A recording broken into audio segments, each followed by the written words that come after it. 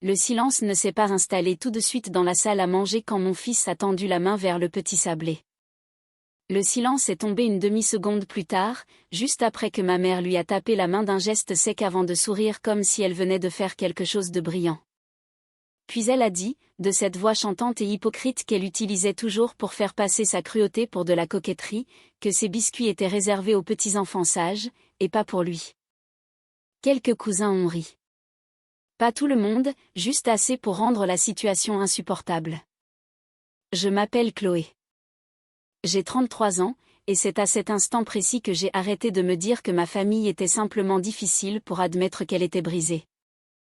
Je n'ai pas cherché à argumenter. Je n'ai pas demandé ce qu'elle voulait dire, car je le savais parfaitement.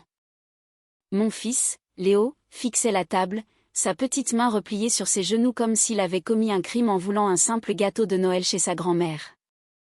Ma sœur, Camille, a marmonné qu'il ne s'agissait que d'une plaisanterie. Mon père m'a ordonné de me rasseoir de cette voix froide qu'il réservait au moment où il exigeait de l'obéissance et non de la discussion.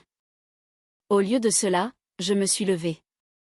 J'ai pris le manteau de Léo sur la chaise, je l'ai aidé à l'enfiler et je l'ai conduit vers la porte sans un mot. Dehors, l'air de cette nuit de décembre était vif et glacial, mais il me semblait bien plus pur que l'atmosphère de cette salle à manger. Nous arrivions presque à la voiture quand il a levé les yeux vers moi pour me demander, très bas, s'il avait été méchant. Cette question m'a hanté toute la nuit. Puis, juste avant minuit, mon téléphone s'est éclairé, un message de mon père me rappelant que le virement pour l'entreprise familiale devait être fait le lendemain matin. Ils pouvaient humilier mon enfant à leur table et s'attendre tout de même à ce que je maintienne leur monde à flot. Dites-moi honnêtement, si votre enfant avait été traité de la sorte un soir de Noël, seriez-vous parti discrètement comme je l'ai fait ? Ou auriez-vous mis fin au dîner avec éclat devant tout le monde ? Je n'ai presque pas dormi.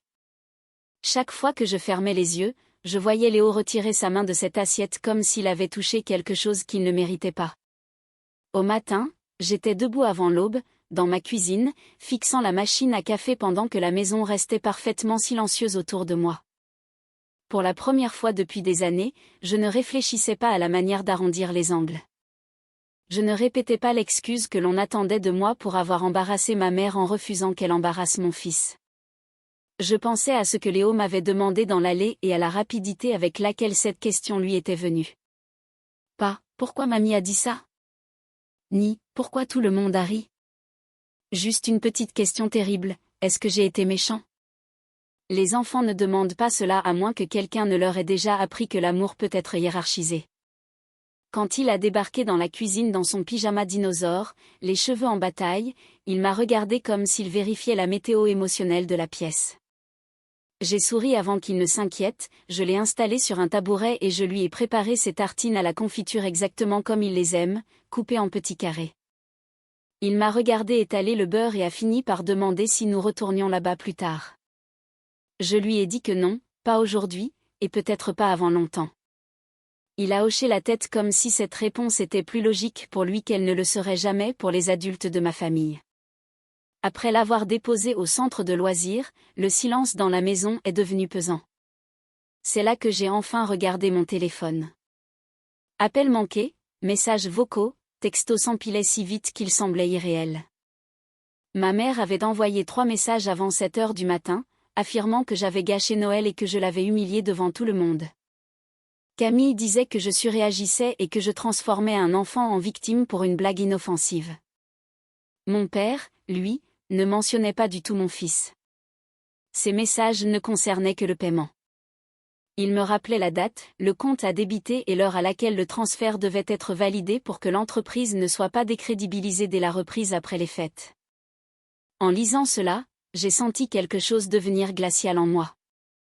La vérité était que je maintenais leur ébénisterie familiale à flot depuis presque 3 ans, et personne dans cette famille ne le reconnaissait à moins de vouloir me culpabiliser pour obtenir davantage. Chaque mois, j'envoyais la même somme. Chaque mois, je me disais que c'était temporaire. Chaque mois, j'écoutais mon père promettre que les choses allaient se stabiliser, qu'il avait juste besoin d'un peu plus de temps, et pourtant, à chaque fête, chaque anniversaire, chaque dîner, j'étais toujours traitée comme la fille difficile qui devait s'estimer heureuse d'être tolérée.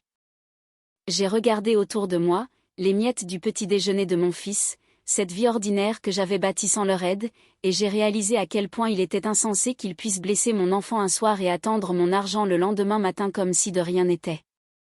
J'ai donc ouvert le dernier message de mon père, j'ai tapé une seule phrase et j'ai cliqué sur envoyer, je ne ferai pas le paiement. Ni ce mois-ci, ni plus jamais. La réponse est arrivée si vite qu'il semblait avoir attendu le téléphone à la main, Chloé, appelle-moi immédiatement. Je ne l'ai pas fait. Mais moins de 20 minutes plus tard, quand mon téléphone a recommencé à sonner sans relâche, j'ai compris que cela ne concernait plus un simple biscuit. Il s'agissait de ce qui arrive aux gens comme mes parents quand la fille qu'ils tenaient pour acquise cesse enfin de leur servir de filet de sécurité. Au moment où je suis allée chercher Léo l'après-midi, mon téléphone était devenu une arme. Il vibrait dans ma poche pendant que j'aidais mon fils à attacher sa ceinture. Il sonnait pendant que je rangeais les courses. Je laissais chaque appel tomber sur la messagerie car je savais déjà ce qu'il n'allait pas dire. Personne n'appelait pour demander si un petit garçon de 7 ans s'était demandé toute la journée pourquoi sa grand-mère le classait en dessous des autres enfants de la famille. Personne n'appelait pour dire qu'ils avaient honte d'avoir ri.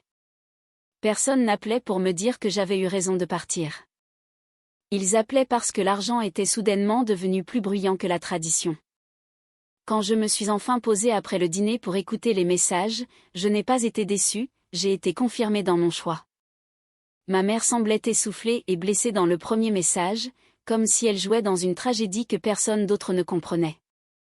Elle disait que j'avais fait un spectacle devant toute la famille et que des proches lui avaient envoyé des messages toute la journée pour demander si tout allait bien. Elle n'a pas mentionné ce qu'elle avait dit à mon fils. Elle n'a pas mentionné le bruit de sa main frappée contre l'assiette. Elle n'a pas mentionné son visage.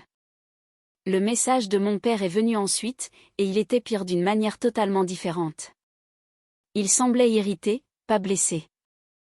Il disait que le virement n'était pas arrivé, qu'un fournisseur attendait déjà une confirmation et que je devais arrêter d'être émotionnelle et le rappeler avant de causer des problèmes inutiles. Cette expression est restée gravée en moi. Des problèmes inutiles. Comme si le vrai problème était mon refus d'ouvrir mon carnet de chèques et non le fait que mon fils ait été humilié dans une pièce remplie d'adultes qui préféraient le confort du dîner à sa protection. Ma sœur envoyait des textos par rafale, comme elle le faisait toujours quand elle voulait paraître décontractée face à quelque chose de laid. Tu en fais trop. Maman plaisantait. C'est un enfant, il oubliera. Puis, 1 minute plus tard, tu as vraiment choisi le lendemain de Noël pour faire ça à papa?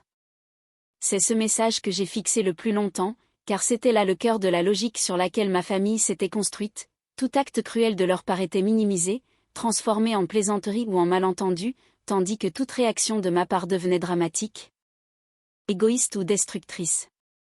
Plus tard, après avoir mis Léo au lit, j'ai trouvé un autre message de mon père. Celui-ci était plus court, menaçant, si tu ne fais pas ce paiement ce soir, nous allons tous devoir faire face à des conséquences demain.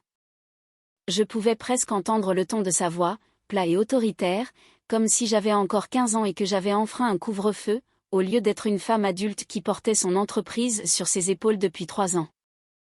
Quelque chose a basculé en moi. J'ai répondu, je pense que vous allez devoir vous y habituer.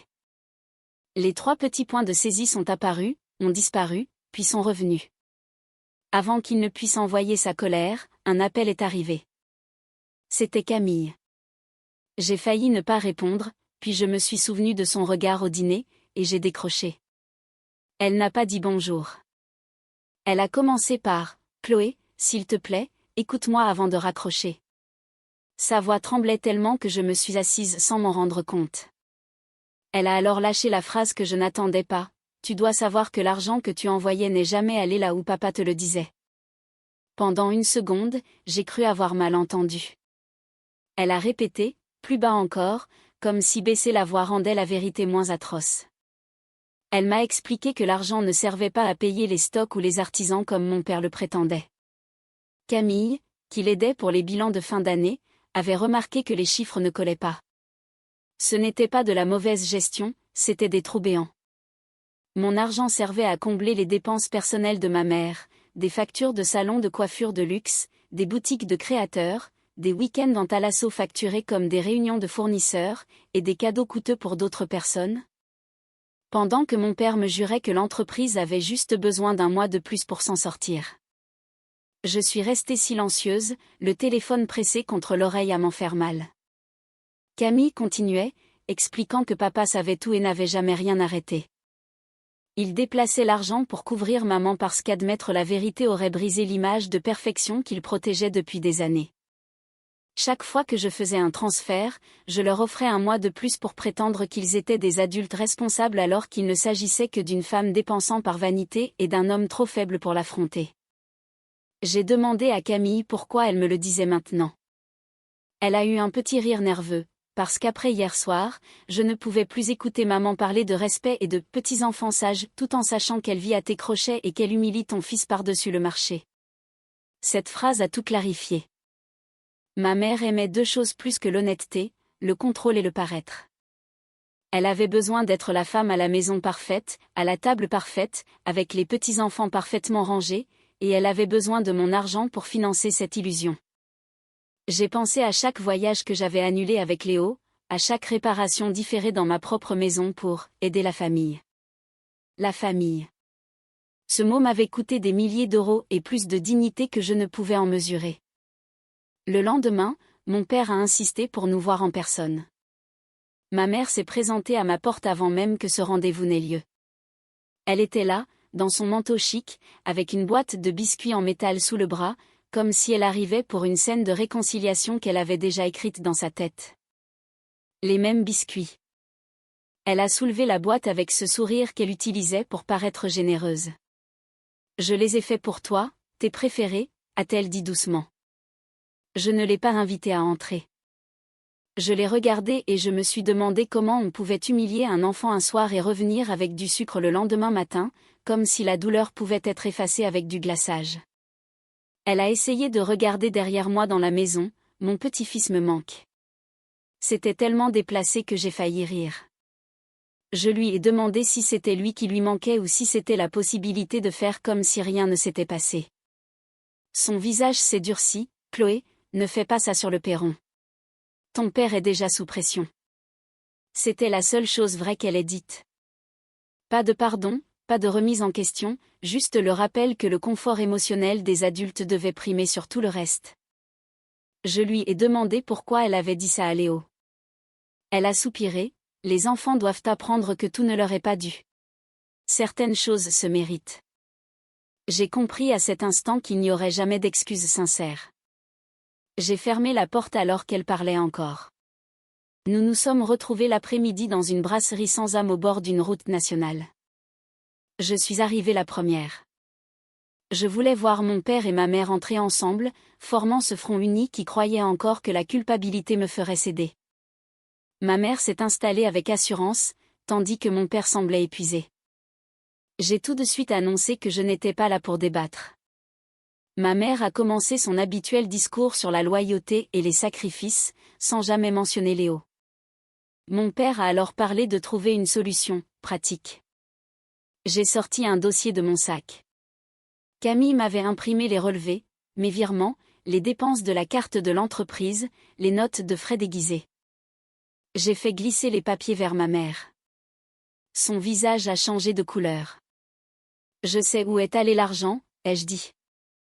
Elle a immédiatement réagi par l'agression, m'accusant d'avoir fouillé dans des dossiers privés.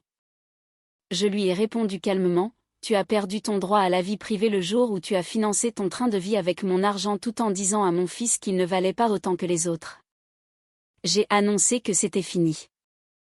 Aucun paiement, plus jamais. Mon fils ne fréquenterait plus personne capable de le rabaisser, et s'il voulait un jour le revoir, cela commencerait par des excuses directes à son égard. Ma mère a ri avec mépris, « Je ne vais pas m'excuser auprès d'un enfant. » C'était là toute son essence, s'excuser auprès de plus petits qu'elle signifiait perdre son statut. J'ai regardé mon père et je lui ai dit que c'était le moment de choisir s'il voulait une fille ou simplement un compte en banque.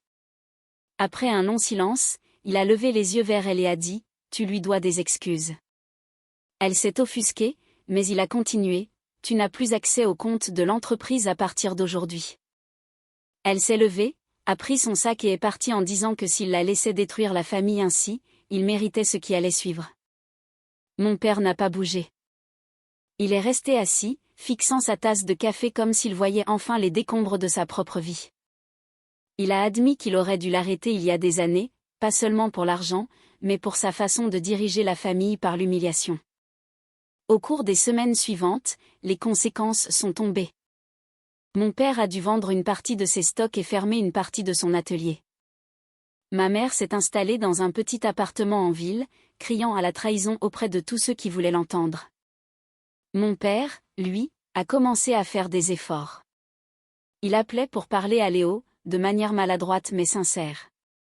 Un dimanche, il est venu chez moi avec une boîte de biscuits achetés dans une boulangerie locale, rien à voir avec les rituels de ma mère. Il s'est mis à genoux pour être à la hauteur des yeux de Léo et lui a demandé pardon. Il lui a dit qu'il n'aurait jamais dû rester silencieux ce soir-là et que Léo n'avait jamais été un « méchant garçon », mais qu'il était au contraire le seul à s'être bien comporté dans cette pièce. Léo a écouté avec ce sérieux que les enfants ont quand ils reçoivent quelque chose d'important, puis il a demandé si les biscuits étaient pour lui. Mon père a ri, un rire un peu brisé, et a dit « Oui, ils sont spécialement pour toi ». La situation n'est pas parfaite, l'entreprise est minuscule désormais et ma mère refuse toujours de reconnaître ses torts, mais j'ai enfin trouvé la paix. J'ai appris que s'éloigner de sa famille ne signifie pas toujours détruire quelque chose de sacré, parfois, cela signifie refuser de transmettre à son enfant les blessures que l'on nous a appris à porter. Le plus grand acte d'amour que j'ai pu faire a été de décevoir mes parents pour que mon fils n'apprenne jamais que la cruauté est une chose normale. Aujourd'hui, quand Léo repense à ce Noël, il ne se souvient pas d'avoir été rejeté. Il se souvient du soir où sa maman lui a pris la main et est partie avec lui. Et c'est exactement ce que je veux qu'il retienne, que face à ceux qui tentent de le diminuer, je le choisirai toujours, lui, sans l'ombre d'une hésitation. Il n'existe aucun héritage ni aucun nom de famille qui vaille plus que d'enseigner à un enfant que le véritable amour doit toujours être un espace de sécurité.